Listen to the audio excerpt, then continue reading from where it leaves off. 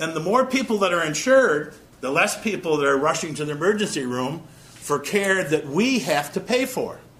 It's going to be cheaper for a lot of these companies to pay the $2,000 fine than to pay $6,000 or $8,000 or $10,000 a year in health care costs for employees.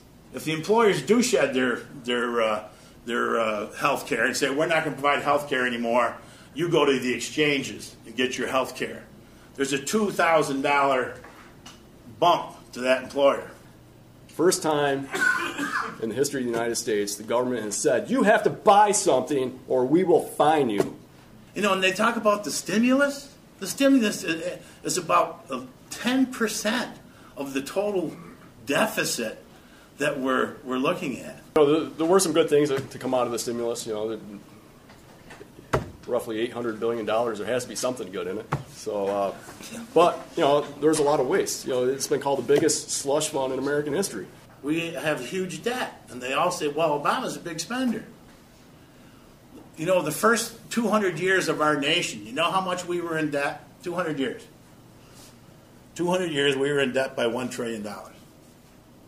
Ronald Reagan came in. And everyone reveres Ronald Reagan. He's a great guy. Ronald Reagan raised taxes 13 times during his presidency. He also increased the debt by $3 trillion. Then came President Bush. He increased the debt by another $3 or $4 trillion. What about Carter? Well, no, Carter was in the first, up to 1976.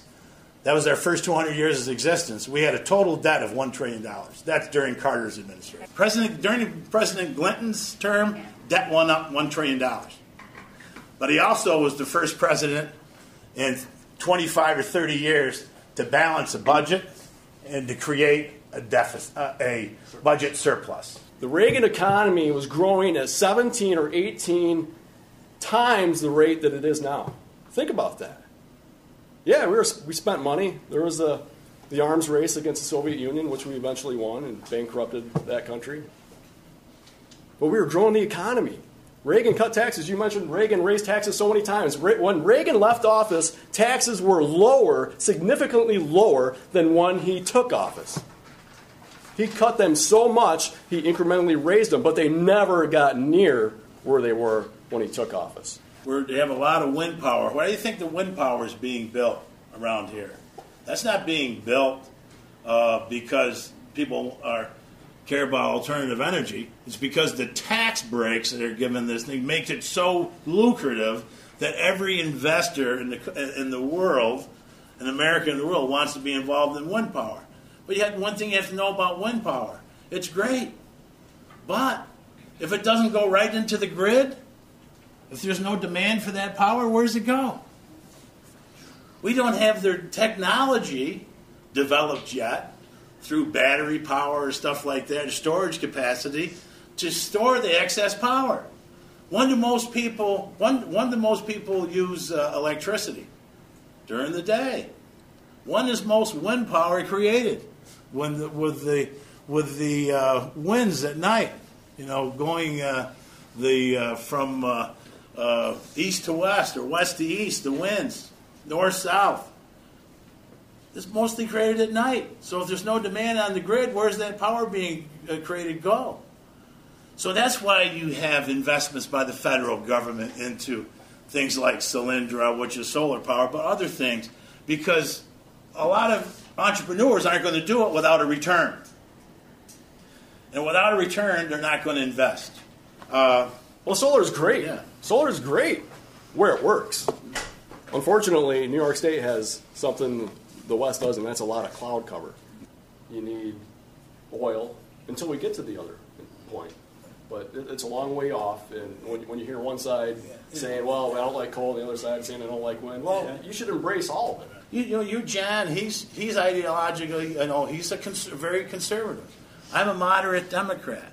But we've had the discussion, John, there is no place in local politics or local government for political ideology. 2 words, term limits. Term limits in Washington, D.C., term limits in Albany would solve a lot of our problems. But unfortunately, to get term limits passed, the people that don't want them would have to vote for them. And that's why we'll continue on the road that we're on.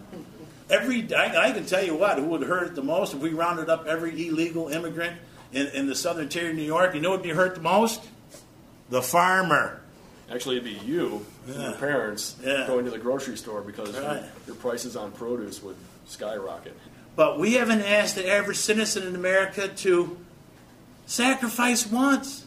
In World War II, my grandmother and my grandfather, they were, contributing to the war, buying war bonds, recycling, giving things to the war effort in World War II.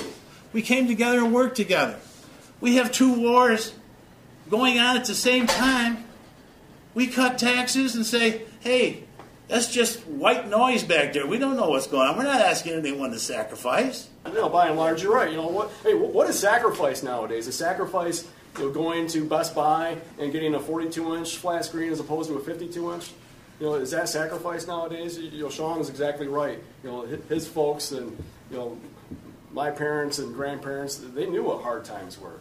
That John and I have had ideological differences over, and John and I are friends, and we